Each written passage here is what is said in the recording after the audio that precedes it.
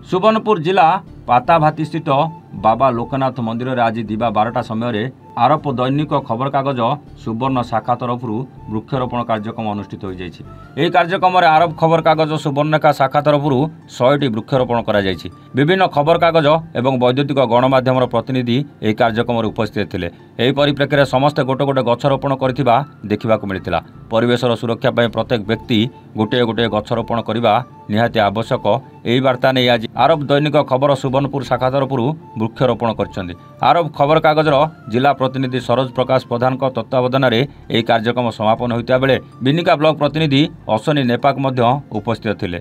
उइस of media सभापति संतोष मिश्र, उपसभापति रंजन होता, संपादक भास्कर बाबू, श्रद्धाकर दास, उपसभापति कृपासिंधु सुना, उपदेष्टा मुरलीधर साहू, उपदेष्टा सहदेव मेयर, रामहरि सेठी, उमाकांत बाग और देवानंद मेंडिल प्रमुख उपस्थित थे।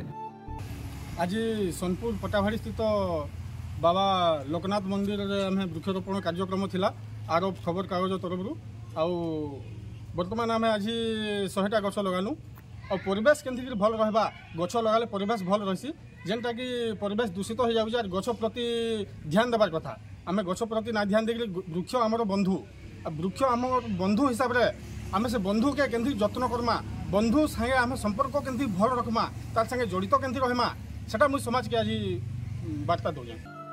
सुवर्णपुर देवानंद मेंडिल रिपोर्ट एवान ओडिशा।